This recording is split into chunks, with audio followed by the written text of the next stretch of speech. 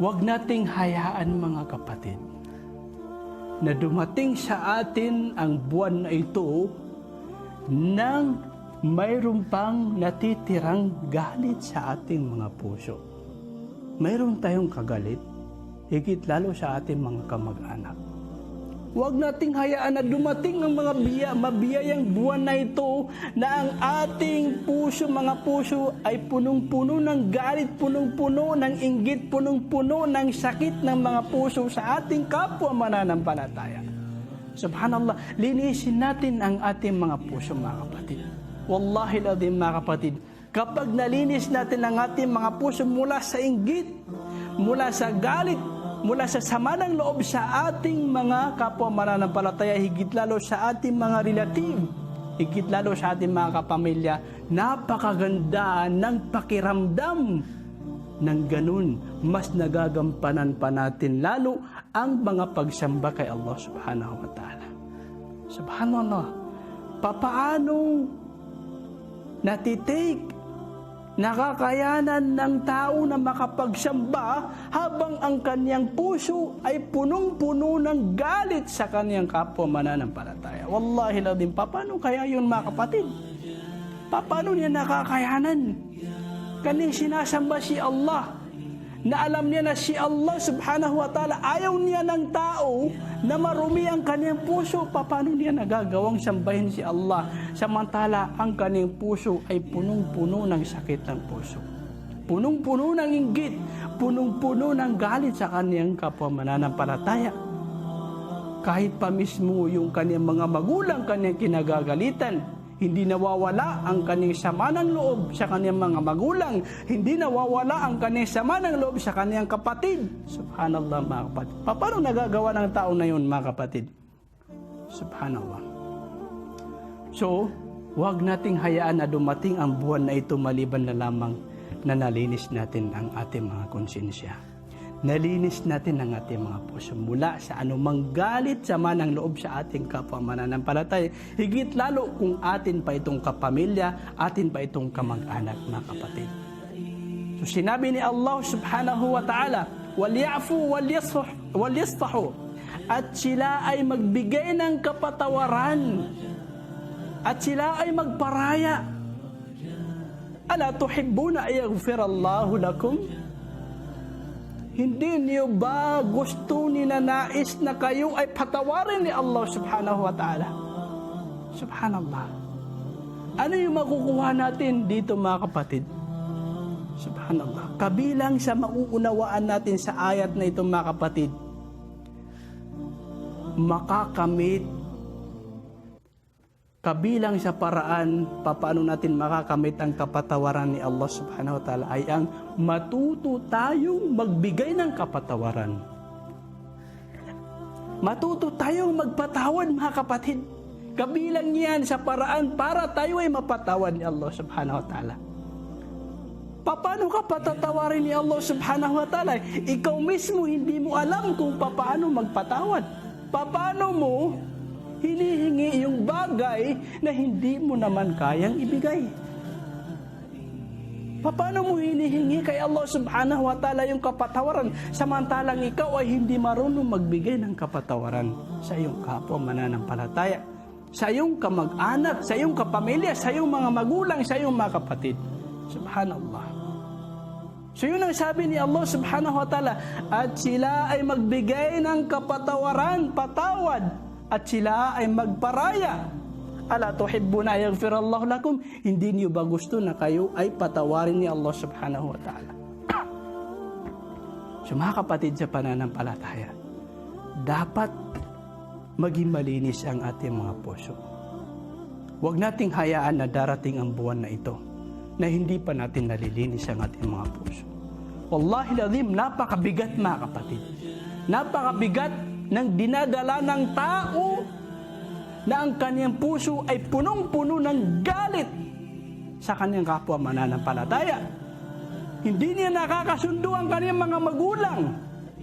Hindi niya nakakasundo ang kaniyang mga kapatid, ang kaniyang mga relative, dahil lang sa sama ng loob na kaniyang kinikimkim, dahil lang siya ay hindi marunong humingi ng kapatawaran, hindi marunong magpakumbaba, hindi marunong tumalima, hindi marunong tumanggap ng pagkakamali, kaya hindi siya maghihingi ng kapatawaran at hindi rin siya marunong magpatawad. Subhanallah mga kapatid. Kabilang sa mga pag-uugali na lubos sa pamamagitan ng pag-uugali na ito ay si Allah subhanahu wa ta'ala ay nalulugod sa kanyang iaalipin ay ang pagbibigay ng kapatawaran. Yung mga taong napakadali sa kanila na magpatawad. Sila yung mga muhsinun. Wallahu yuhibbul muhsinin.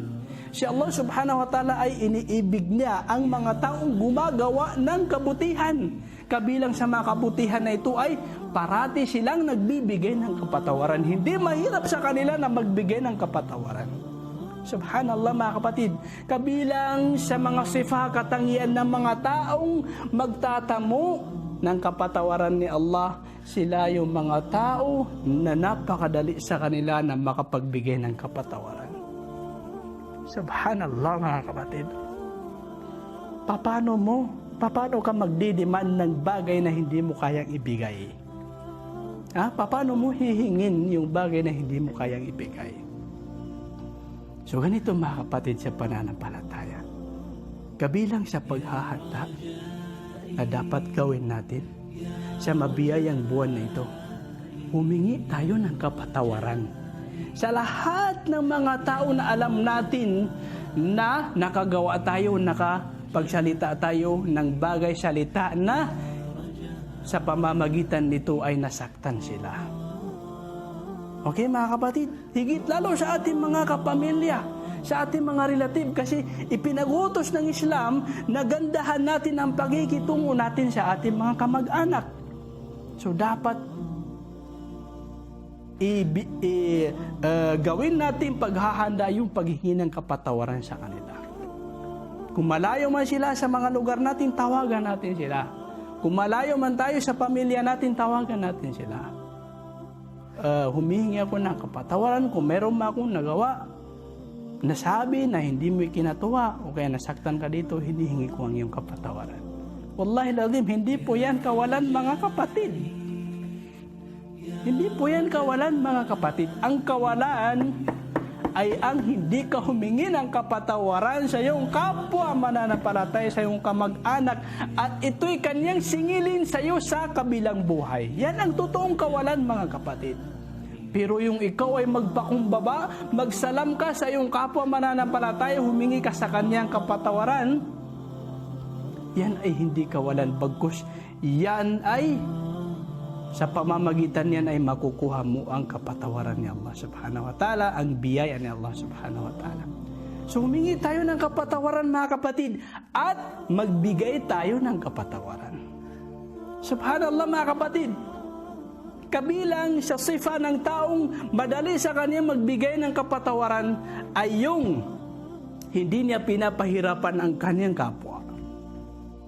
Yung iba dyan, subhanallah, waliyadu billah, pinapagawa pa niya ng shirk. Lumuhod ka muna o kaya ganito. Nilalagyan nila ng shart o kaya kondisyon. Subhanallah mga kapatid sa pananampalatayang Islam. Kabilang mga kapatid sa napakagandang pag-ugali ay yung hindi mo papahirapan yung kapwa mo sa paghingi ng kapatawaran sa iyo. Subhanallah. Salamin ka lang niya, magbigay lang siya ng salam sa iyo. Kausapin ka lang niya, tanggapin mo na yun bilang peace offering niya sa iyo. Huwag mo nang pahirapan. Kausapin mo na ng maayos. Kausapin mo na ng maayos. Huwag mo nang pahirapan ang iyong kapwa mananampalataya sa paghingi ng kapatawaran.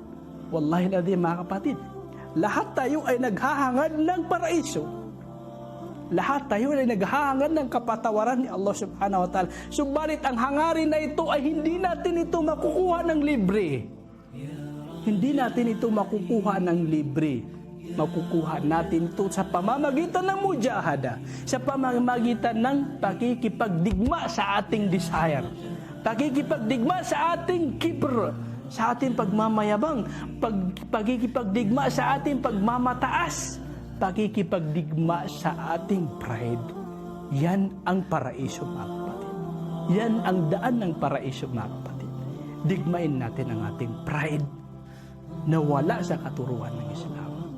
So humingi tayo ng kapatawaran at magbigay tayo ng kapatawaran. Linisin natin ang ating mga puso bago pa dumating sa atin ang mabiyayang buwan na ito, mga kapatid, sa pananampalataya.